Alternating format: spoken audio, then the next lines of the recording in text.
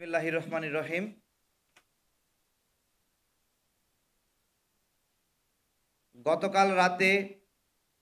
গতকাল রাতে পর্যবেক্ষণ করেছিলাম আমাদের উপদেষ্টা আসিফ মাহমুদ ভাই ভিয়েতনাম এবং চীন, ইন্ডিয়া থেকে লাভ রিয়েক্ট কিনছেন।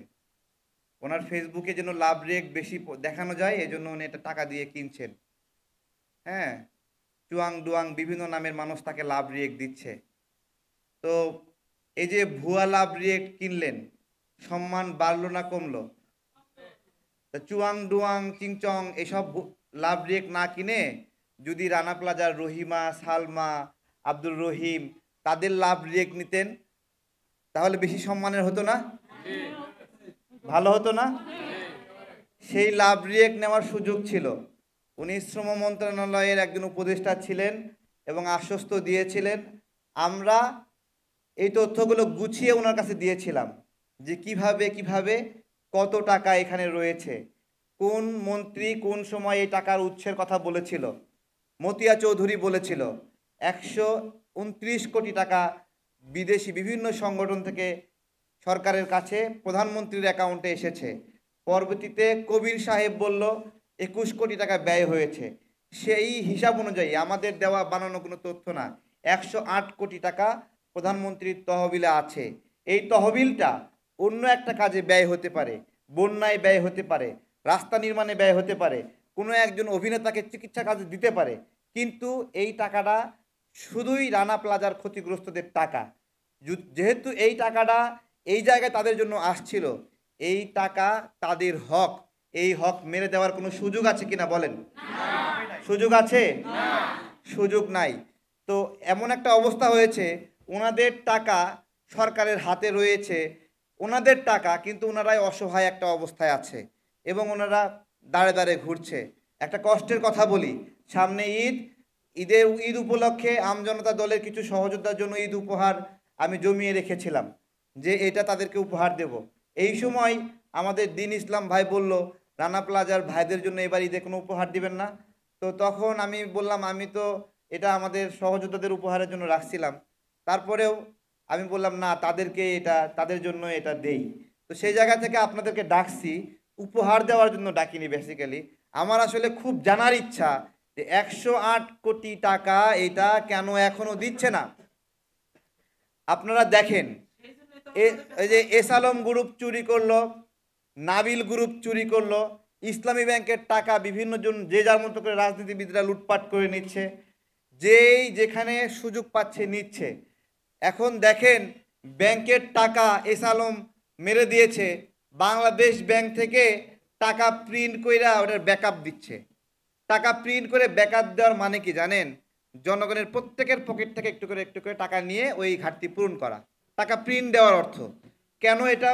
ধরেন আপনার এখানে একটা, আপনার কাছেও আছে 100 টাকা, এই লেনদেনটা সুন্দরভাবে হবে, কিন্তু এইখানে যদি অন্য একজনের কাছেও এরকমভাবে 100 টাকা দিয়ে দেওয়া হয়, তখন এই পণ্যের দাম আর 100 টাকা থাকবে না, তখন দুইজন কম্পিটিশন করবে এটাকে বেশি দামে নেওয়ার জন্য। এই যে বাজারে অতিরিক্তভাবে হাজার হাজার কোটি টাকা ব্যাংকে লুট হওয়ার টাকা প্রিন্ট করে ঢুকায় দিচ্ছে, ঢুকায় দিয়ে কি করছে আসলে? ঢুকায় দিয়ে আমাদের পকেটে যে টাকাটা আছে ওই টাকার মূল্যটা কমায় দিচ্ছে। আমার কাছে যে 1 লাখ টাকা আছে ওই টাকার মূল্য 60,000, আমার কাছে যে 10 লাখ টাকা আছে ওই টাকার মূল্য 6 লাখ টাকা করে দিচ্ছে। এই যে আমাদের টাকা চুরি করার একটা কৌশল হলো, ব্যাংক ওখানে লুট করবে আর আমার এখানে প্রিন্ট করে করে সরকার সেগুলো ঘাটতি পূরণ করবে। আমার যে প্রশ্ন, যে প্রধানমন্ত্রীর দপ্তরের যে টাকাটা ফান্ডটা ছিল, ওই ফান্ডটা অন্য এক জায়গায় ব্যয় হচ্ছে কিনা আমরা জানি না। যদি ব্যয় হয়েও যায়, এটা তো এই মানুষগুলোর টাকা, তো আপনি ব্যাংকে টাকা প্রিন্ট করে দিতে পারেন হাজার হাজার কোটি টাকা, এই মানুষগুলোর জন্য টাকা প্রিন্ট করে দিতে পারেন না? দেন না, দেন না, প্রিন্ট করেই দেন। ব্যাংকে চুরি হওয়া টাকা ঘাটতি পূরণ করতে পারে, কিন্তু রানা প্লাজায় ক্ষতিগ্রস্ত মানুষের জন্য ওই ঘাটতিটা পূরণ করতে পারছে না।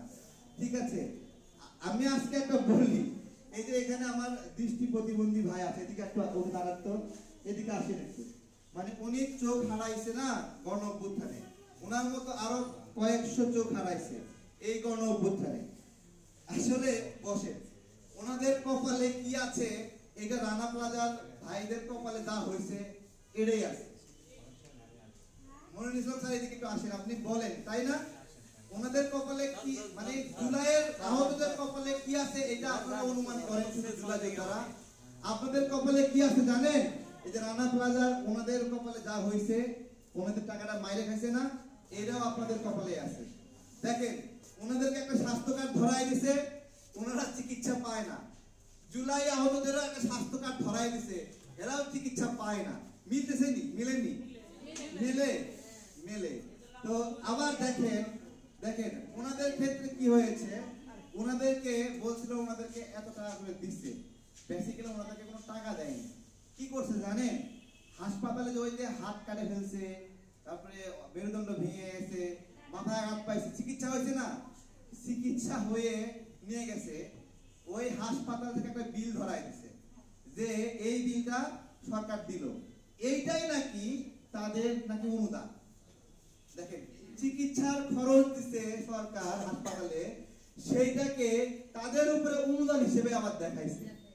তো এই জুলুম যদি হয়, এই জুলুম এটা এগুলো আসলে একটা ঝড় হয় আর আম পড়ে, সবাই আম কুড়ানোর সুযোগ হয়। তো ঝড় হয়, এই যে সরকার এনজিও এগুলো আছে না, এদের একটা আম কুড়ানোর একটা সুযোগ হয়ে যায়। লন্ডন থেকে একটা বোন আসছিল, সে একটা এনজিওর মাধ্যমে ডোনেশন করছিল রানা প্লাজার ক্ষতিগ্রস্তদের জন্য। এখন সে খুঁজতেছে যে আসলেই রানা প্লাজা এই ক্ষতিগ্রস্তদের মানে সেই অনুদানটা এখানে আসছে কিনা। তো আমরা শেষে জানতে পারলাম বাংলাদেশের একজন জনপ্রিয় ভোকাল ব্যক্তি, তার রাজনৈতিক সংগঠন, সেই সংগঠনের শ্রমিক সংগঠন, তারা লন্ডনে ক্যাম্পিং করে বক্সে বক্সে টাকা উঠাইছে, কিন্তু সেই সংগঠনের একটা টাকাও এই শ্রমিক ভাইরা পায় নাই। আমার এই ঘটনার সত্যতা আছে কি বলে সাক্ষী দিবেন? সত্যতা আছে? জোরে বলেন। সত্যতা আছে যে এই শ্রমিক সংগঠন এই চুরি করেছেন এই আহত মানুষগুলোর টাকা। আমরা আপনাদেরকে 1 মাসের আলটিমেটাম দিচ্ছি, 1 মাসের মধ্যে যদি টাকা ফেরত না দেন, ওই শ্রমিক সংগঠনের বিরুদ্ধে আপনারা যে লন্ডনে ক্যাম্পিং করে টাকা তুলছেন, কত টাকা তুলছেন, ওই ডোনাররা আমাদের সঙ্গে যোগাযোগ করছে। 30 কোটি টাকা, তাই তো? আপনি মামলার বাদী? আচ্ছা আচ্ছা, আপনারা সাক্ষী। দেখেন একটা করে ক্ষতি আসে, দুর্যোগ আসে, এরকম ভাবে টাকা তুলে লুটপাট হয়। একটা বন্যা আসলে বিভিন্ন অ্যাক্টিভিস্ট এনজিও কোনো জবাব দিতে নাই, বন্যার কোনো হিসাব দেয় না, কত টাকা কালেকশন করলো এগুলোর কোনো জবাব দিতে নাই। গত বছর বন্যা হলো না, একটা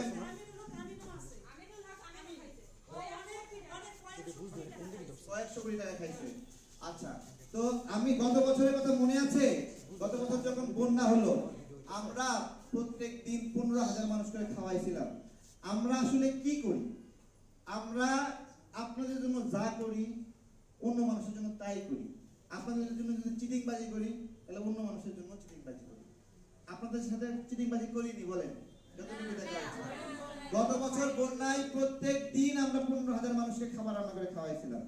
আমরা সরকারকে বলছিলাম আমাদের অন্যান্য মশলাপাতি, মুরগি, ডিম সব আছে, আমাদের চাল দেন। আমাদেরকে বলছিল আপনারা সরকার পক্ষের রাজনীতি করবেন। দুঃখজনক, সরকার পক্ষের রাজনীতি করি নাই, আমাদেরকে চালটা দেওয়া হয় নাই। অথচ গত বছর কয়েক কোটি টাকা সংগ্রহ করে পরবর্তীতে ওই টাকা বিতরণ করতে না পাইরা ত্রাণ তহবিলে ফেরত দিছে, তাই না? ফেরত দিছে না? আবার ম্যাজিক দেখালো যে 1,000 কোটি টাকাটা কত কোটি টাকা যেন বন্যা দুর্গতদের জন্য আসবে, 100 কোটি বা 1,000 কোটি টাকা, এরকম 1,000ই মনে হয়, 1,000 কোটি টাকা। আপনারা ফেনী, নোয়াখালী, কুমিল্লা অঞ্চলের মানুষ যারা আছেন, আপনারা যদি এই অর্থে সহযোগিতা পান, আপনি জানাবেন, একজন অন্তত জানাবেন যে এই 1,000 কোটি টাকার 1 টাকাও আপনারা পেয়েছেন। তো এই যে যখন দুর্যোগ আসে, এদেশের মানুষ যে মায়াতে আক্রান্ত হয়, এদের কি অবস্থা, রানা প্লাজা দুর্ঘটনা কি অবস্থা, সবাই কান্না করছে। তাজরিন ফ্যাশন সবাই কান্না করছে, কি অবস্থা। বন্যা আসছে, সবাই কান্না করছে, কি অবস্থা। এই যে কি অবস্থা কারণে মানুষ যে তার পকেট থেকে 2 টাকা দেয়, এই টাকাটা রাষ্ট্রের কাছে যায়, বিভিন্ন এনজিওর কাছে যায়। আমি দাবি করব যে প্রত্যেকটা সংস্থা যেন এই দুর্যোগ পরবর্তী সময়ে তাদের রিপোর্ট দিতে বাধ্য হয়, একটা হিসাব দিতে বাধ্য হয়, এত টাকা পেয়েছি, এত টাকা খেয়েছে, এত টাকা ভলেন্টারি কাজে ব্যয় হয়েছে এবং এত টাকা সত্যিকার অর্থে জনগণের কাছে পৌঁছেছে। এগুলোর বাংলাদেশে এই ভলেন্টারি কাজের কোনো নাই। একজন ইউটিউবার সে একটা ফেসবুকে পোস্ট দিয়ে টাকা তুলে গিয়ে ত্রাণ দিচ্ছে, একজনের 2 হাত নাই, সে বন্যা এলাকায় গেলে নিজে তাকে উদ্ধার করতে হবে, সেও বন্যায় ত্রাণ দিতে যায়। এই ধরনের তামাশা আমাদের এখানে হয়। আমি তার এই চেষ্টাকেও ধন্যবাদ জানাই, কিন্তু তার যাওয়ার প্রয়োজন ছিল না। এই যে হচ্ছে, আমি নিজেও যখন দুর্যোগ হয়েছে, দুর্যোগের সময় টাকা তুলছি, আমার কাছে টাকা দিচ্ছে মানুষ, টাকা দিচ্ছে, সেই টাকাটা নিয়ে গিয়ে ত্রাণ দিচ্ছি। সরকার কোনোদিন আমাকে কেন জিজ্ঞাসা করলো না যে তারেক সাহেব তুমি যে টাকা তুললা, কত টাকা দিছো, কত টাকা নিছো, হিসাবটা দিয়েছো? কি সরকারের দায়িত্ব না এগুলো জিজ্ঞাসা করা? রাষ্ট্রের দায়িত্ব না? আমি বাটপার কিনা, আমি চিটিং কিনা, আমাকে ধরার দায়িত্ব কার? সরকারের না? কারণ সরকার ধরে না কেন সেটা বলতেছি, কারণ তারা নিজেরাও এই ধরনের লুটপাটে মত্ত ছিল। দেখাতে পারবে না ত্রাণ ও দুর্যোগ ব্যবস্থাপনা, যদি দেখাতে পারে রাজনীতি ছেড়ে দেব। বৈষম্য বিরোধী ছাত্র সংগঠনের যে ত্রাণের টাকা উঠেছিল, যে পরবর্তীতে 6-7 কোটি টাকা ফেরত দিল, এই টাকা কোন জায়গায় আনুষ্ঠানিক ভাবে দিয়েছে এর কোন নিউজ খবর আমরা দেখিনি, কেউ দেখাতে পারবে না। তাহলে এই যে একটা রিকশাওয়ালা তার পকেটের সব টাকা ওই যে ত্রাণ তহবিলে গিয়ে দিয়ে দিল, একটা গৃহবধূ কান নাক ফুলটা খুইলে এর মধ্যে দিয়ে দিল, নাকি একটা দিনমজুর সে তার পকেটে টাকাটা দিয়ে দিল, একটা বাচ্চা ব্যাংকে টিফিনের টাকা জমাইছে, কষ্ট করে জমায় দিয়ে দিল। এই টাকাটা যখন ভুক্তভোগীরা পায় না, তখন আমাদের মনটা কি বলে বলেন? তো রানা প্লাজা দুর্ঘটনার ক্ষেত্রে আমরা দুটা স্পষ্ট বার্তা বলবো। 1 নাম্বার হলো, আপনারা আশ্বাস দিয়েছিলেন কিনা? এই আশ্বাস দিয়ে আসিফ মাহমুদ আপনি এখান থেকে চলে গেলেন কেন? আপনাকে জবাব দিতে হবে। এবং আপনার কাজের অগ্রগতি আপনি যান নাই, যে কতটুকু করছেন, কতটুকু করতে পারবেন, একটা গেল। এবং এই সরকারের মধ্যে সবচেয়ে প্রভাবশালী উপদেষ্টাই হলো আসিফ মাহমুদ। সে কোনো অনিয়ম করলেও তাকে ধরার কেউ নাই। কারণ কেন? ওই যে ছোট বাচ্চা যখন চকলেট খায়, মুখ থেকে চকলেট খায় নিলে হাত পা ছুড়ে কান্নাকাটি করে, তো আসিফ মাহমুদের অবস্থা ওই হয়েছে। ও ব্যাপক ক্ষমতা নিয়ে রাখছে, ওর কেউ ভুল দিলেও হাত পা ছুড়ে কান্নাকাটি করছে।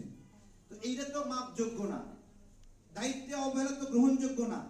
এরকম ছোট মানুষের মতো হাত পা ছুড়ে কান্নাকাটি করলে আর পার পাওয়া যাবে না। আরেকটা বিষয় হলো যে সরকারকে নির্দিষ্ট করতে হবে এই টাকা দিবে কি দেবে না, না বলে দেখ, না বলে যাওয়ার পরে না বলে দেখ, এই লোকরা না বলে দেখ, আমরা আমাদের মতো করে রাস্তা মাপবো, দেখবো কি করতে হয়। আর আমি একটা কথা বলবো, আপনারা একটা নিজেদের মতো করে একটা সংগঠন করবেন। সেই সংগঠনটা আপনাদের পুনর্বাসন সংগঠন। কোনো কথা নাই, রানা প্লাজার যে জায়গায় রানা প্লাজা ছিল এটা কয় বিঘা জমি? হ্যাঁ, 8 বিঘা জমি না? অবশ্যই কম দামি জমি না, এটা দামি জমি। হ্যাঁ, এই 8 বিঘা জমির উপরে আপনারা একটা ট্রাস্ট করবেন।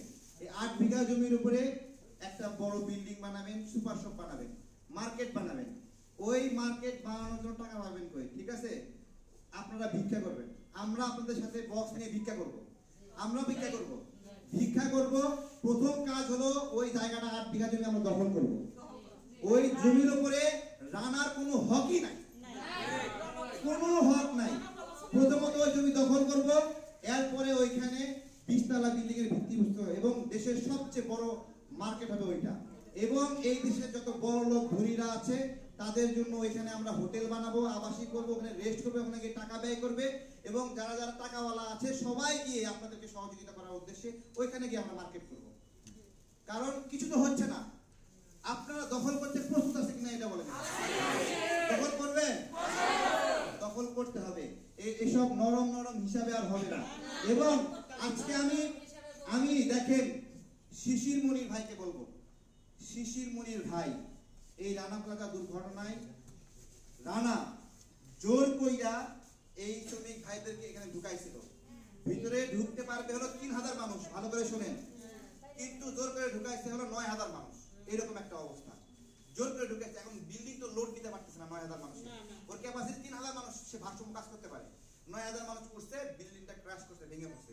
এবং সেখানে কেন বিল্ডিং 23 তারিখে বিল্ডিং উড়াইছে, ভাঙা বিল্ডিং উড়াইছে। হ্যাঁ, ভাঙা বিল্ডিং এ উঠেছে। আগে থেকে সতর্ক বার্তা ছিল এখানে যে এই বিল্ডিংটা অনুপযোগী ছিল, এটা আগে থেকে সতর্ক করা হয়েছে। সেই বিল্ডিং এ 3000 লোকের জায়গায় 9000 লোক উঠাই ওভারলোড করে বিল্ডিংটা ভাঙছে। এবং সেটা কেন ঢুকাইছিল? একটা রাজনৈতিক প্রোগ্রামের জন্য 3 শিফটের লোক এক শিফটে ঢুকাইছিল, যে ওইখানে লোকগুলোকে নিয়ে লোক সাপ্লাই দেবে। ভালো করে শুনেন, এই তথ্যগুলো আপনারা জানেন না। এখন আমি শিশির মনির ভাইকে বলবো, এই রানা আসলে দেখেন জোর করে মানুষকে ঢুকাইয়ে মারলো, এখানে হাজার মানুষ মরে গেল, আপনি এই লোককে জামিনের জন্য চেষ্টা করতেছেন। এই রানা ওইখান থেকে বসে বসে তাদেরকে হয়রানি করে, তাদেরকে মারধরের হুমকি দেখায় জেলখানায় বসে বসে।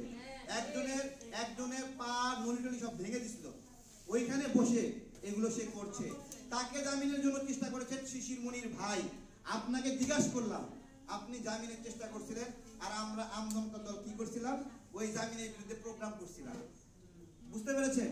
এখন আপনার কাছে আবদার, খবরদার এই জামিনের জন্য আর আপনি চেষ্টা করবেন না, 1 নম্বর বিষয়।